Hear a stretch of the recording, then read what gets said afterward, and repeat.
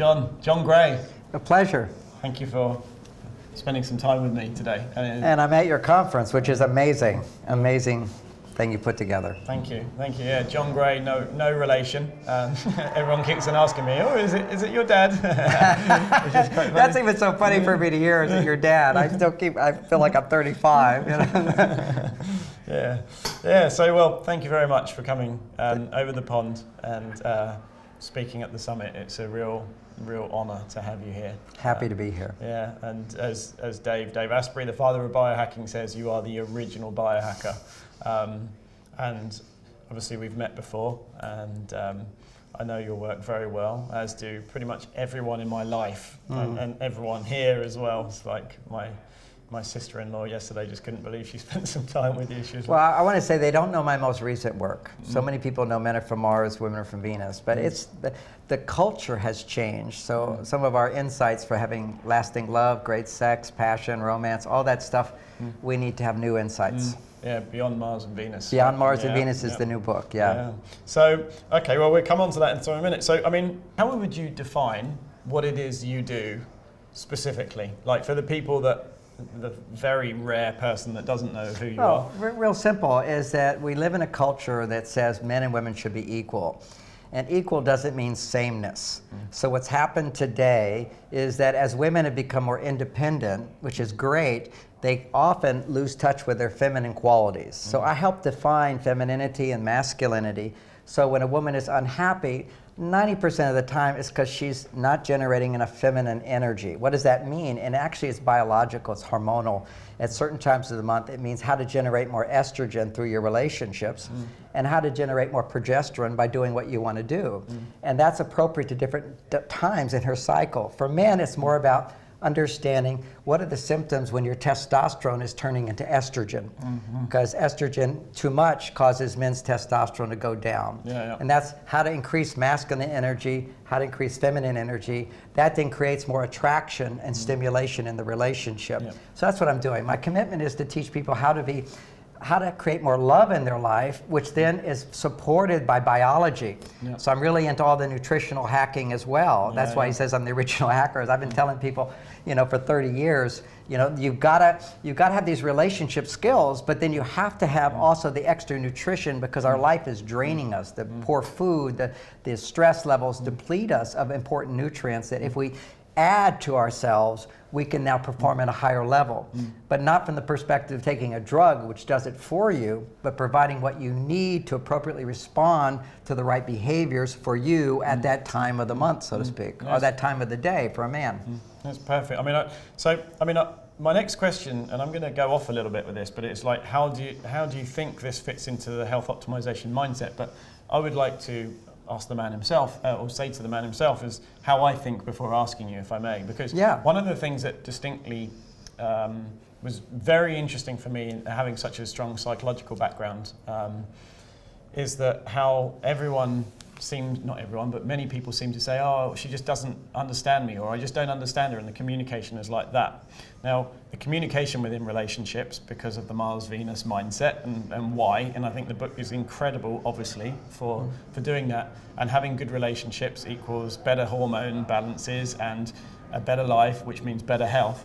And then also coming in from the nutritional side as well, and I know your supplements, and you've let me have some in the past, and I know like Tonkat Ali, for instance. Oh, super one, yeah, it is. Great. Definitely. And it's nice that you're going, well, actually, I'm a kind of a health optimizer or a biohacker, however you want to label it, through relationship, health, and supplements, nutrition, health, and that's how it comes together. Yes.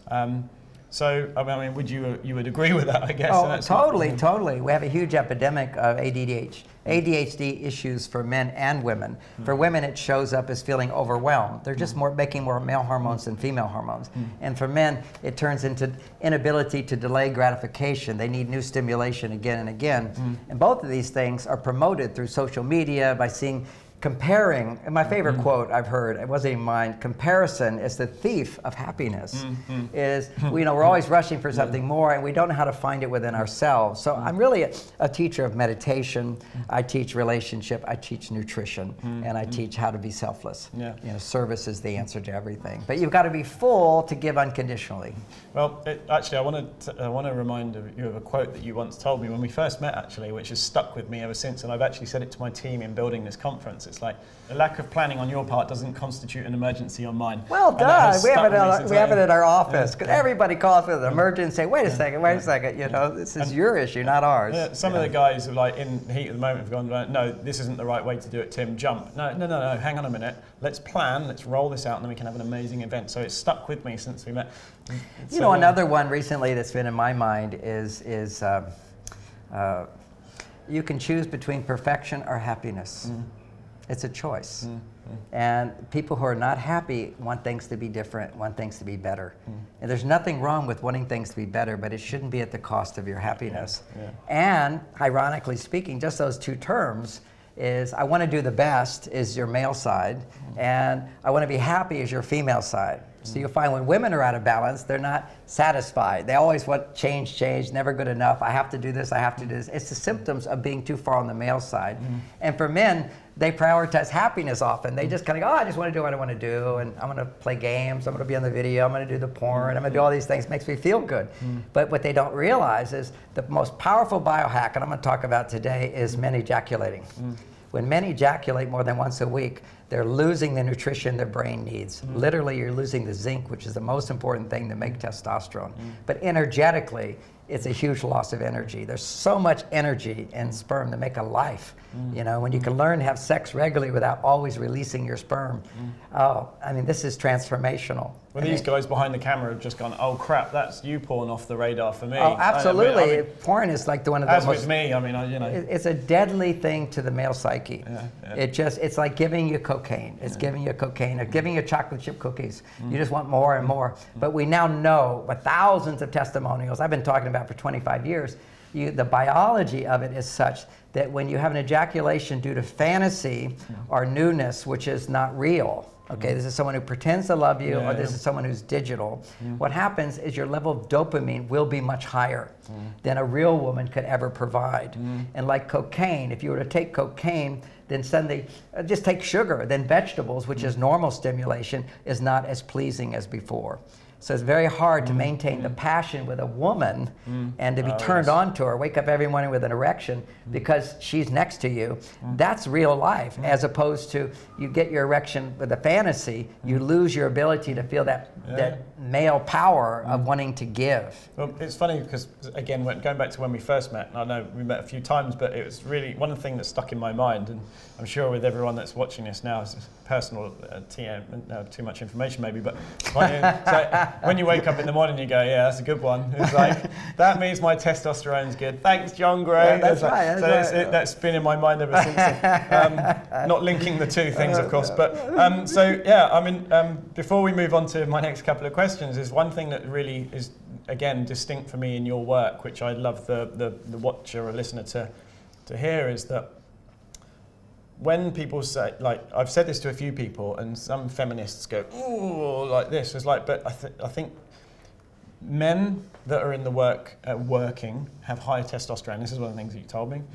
Women that stay at home and nurture have higher estrogen, which is the correct way of doing it. When you have a high-powered businesswoman, her testosterone is high. When you have a stay-at-home dad, the testosterone is low, and therefore, like, their bodies aren't working as they should do. Right, so they'll lose their libido. Yeah, exactly. And people today want that libido. Yeah, and the funny thing is, like, a high-powered businesswoman has high testosterone, and they're like, no, don't be a feminist, we should work. Okay, well, if you want to be able to make babies, then maybe you should look at adjusting your environment, which is biohacking, adjusting the environment within you and around you. And my message is you don't have to stop doing testosterone stimulating jobs to embrace your femininity.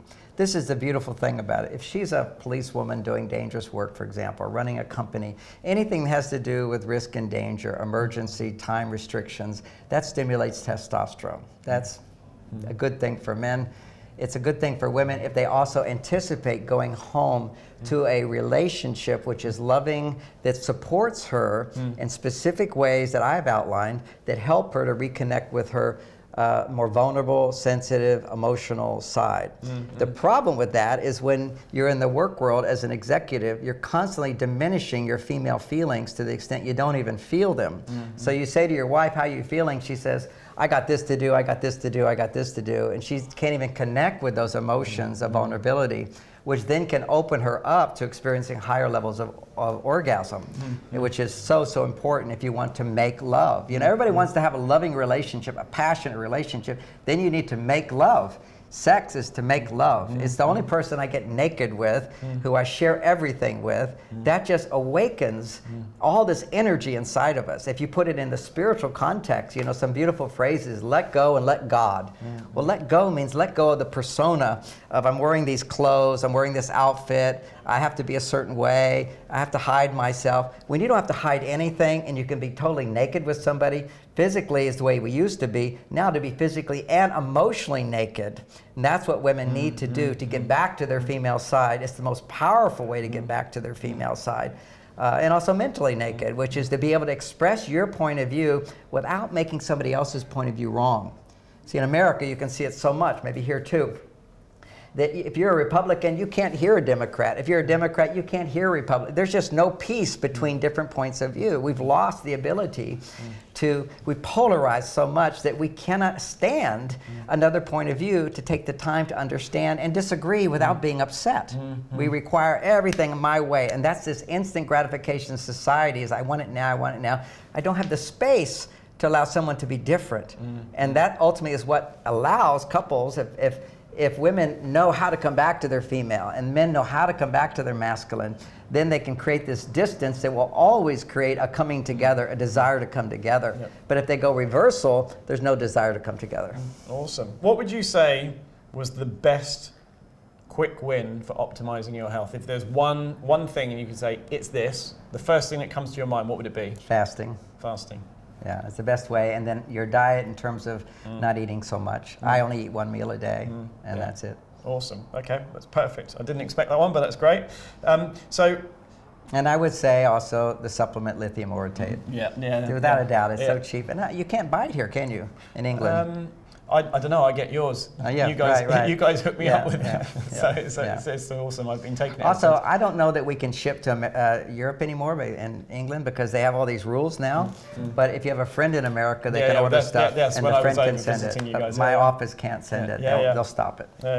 So what's the best story you've heard so far about what your work has done for someone? Like if there's one story that sticks in your mind. Well, it just sticks in my head. I arrived here and now it's 3 guys have walked up to me, John Gray, amazing, I'm amazed. I said, well, why? And they said, oh, I watched your YouTube video and you told me about lithium orotate. 3 people said that to me. It's just like it's such a, you can go online and go YouTube, listen to my video on how to take it, whatever, but it's the cheapest supplement. It's not a drug. It's no side effects. It provides the brain what it needs to balance moods. But you need other things too. It's usually the missing ingredient because we have this high dopamine stimulation depletes you very quickly of lithium. So very interesting actually. For me, there's an overlap within the mercury detoxification world, and obviously mercury, mad as a hatter, the saying. There are often people that have bipolar disease often have high dose lithium, and so it shows that it does in much higher doses than obviously the 5 to 10 milligrams of what is recommended to take to help stabilize. And I found that a very, very interesting change in me. I actually got some on eBay I think it's from Swanson or something or other. Yeah, it's all over the place. Well, that's good to know there's other places. Just to correct that, what they give bipolar people for mood regulation is 50 to 500 times the dose of lithium that we're talking about. And it's a different form of lithium. It's lithium carbonate, which doesn't work unless you do these high doses, but it's a salt. So if you were to do 50 times the dose of salt or 500 times the dose of salt, you're going to have side effects. So that's why it's considered to be, lithium carbonate is a drug, but only because it's dangerous to take high doses. You need to have your blood tested, whatever. You can drink a whole bottle of lithium orotate, it won't even be too much, but you'll get a stomach ache and you shouldn't do it. More is not better. Just a couple little capsules, that's enough. Again, I hope you can see how impressioned I am from the things that we've discussed about in the past. It's really very stuck with me very much so. So what's the biggest tip you can give anyone for their relationship? Like if you could say, this is the best thing right now. Okay, right now, women, what you want to do is communicate as much as you can in a way that boosts men's testosterone. And men, you want to communicate in the best way to communicate to support her estrogen and progesterone levels. So for estrogen, from the time of her period to ovulation, you want to make sure that you show more interest in what she's feeling and what she's thinking, and when she's talking, ask questions. Here are the 3 phrases to remember. Oh, help me understand that better. Then she'll talk more. And another one is, oh, well, what else? Get her to talk even more. And another one is tell me more. Okay, just those, men need something to do because you're not doing anything. You're not allowed, according to increase estrogen in her, is to get into the problem-solving mode. Your job is not to solve problems. That just gets her off of just sharing as opposed to trying to change. So that's one thing that men can do. And the other thing that women can do is minimize the complaints. You don't realize how many complaints come across to men. It just shuts shuts their testosterone down. Every time you complain, you're dissatisfied about something, it just knocks his testosterone down. So just be aware of that, and whenever possible, compensate by saying, "Oh, what a good idea! Oh, that was so helpful! Oh, thank you." It's not always thank you, but it's appreciation. When people acknowledge you and appreciate what you do, testosterone goes up. And I know women are going, well, I want to be appreciated too. I promise you that when men feel appreciated, then men appreciate you. But generally speaking, men are the worst appreciators because we're competing all the time. You can't say, oh, John, you go ahead, you're the better than me. You don't get the job. So we're the worst. That's why one of the reasons we love women so much is that when women feel supported, they have so much appreciation. That's estrogen. Estrogen is the appreciation hormone. It's delights, it's appreciation. And for both men and women, let's summarize that. And what she can say is, good idea, oh, that makes sense, oh, that's so helpful, what do you think I should do? If you're looking for advice. But if you're looking just to share, they should be 2 different things. Sharing is don't speak, just listen, and then she feels heard. Those are real key. So if we summarize all that, it turns into one statement, a quote from somebody else, which is the definition of a friendship. And I think it's the definition of a great marriage as well. And it's a friend is someone that you delight in seeing and spending time with, who has no agenda to change you. So wonderful. Beautiful. It's a beautiful way just to hold that. It's like a North Star. Yes, we're all inadequate in some ways. We're not perfect. But at least when things aren't working, you can come back to, oh, I need to adjust to go to that North Star, which is to stop trying to change our partners. Step 1, if you're wanting to change your partner, stop, do something to change yourself. And in my words, it's find hormonal balance within yourself. Then you have more to give. Then step 3 is to give more, but know specifically what men need most, what women need most, give them what they need most, then they will start giving more to you. You will be able to bring out the best in them. And if they still don't give you a little bit more, then you make preferences, not demands. A demand is, I want you to do this, and if you don't do that, then I'm unhappy. That's a demand. It doesn't work. That's trying to change somebody. But a preference is informing them of your ideal, but you're coming from a place of not so dependent on that to be happy. Amazing. Like it's funny because you're talking. I felt like that was a personal, absolutely targeted to my life. It's perfect. So I was like, this is awesome. I'm glad that was recorded, and especially that quote. So thank you. You're an absolute legend. Like, that's brilliant. Thank you very much. I mean, one last question before we wrap up, because I'm very conscious of time, is how have you found the event in London? Because this doesn't happen here very often. Well, ever, actually. It's a little intimidating to see all these healthy, vibrant people, but it's inspiring as well, and the speakers are great. There's just a lot of information that's typically not available to people. And my information, it's so out of the box. It's just so missing in the world because it's new. You see, we never had to deal with these new challenges. In terms of hacking, we never had to deal with toxic food, toxic water, toxic air, behaviors that throw us out of balance. All this is happening. So many people are going down. This is a crisis, and a crisis is an opportunity, and it's also a danger. But with new knowledge, we can turn this opportunity into rising to higher levels. Amazing. Thank you very much. Thanks John. for this conference, and thanks for inviting me. Thank you very much for coming. I'm so flattered you flew across the pond to come. Happy to be here. Thank you very much.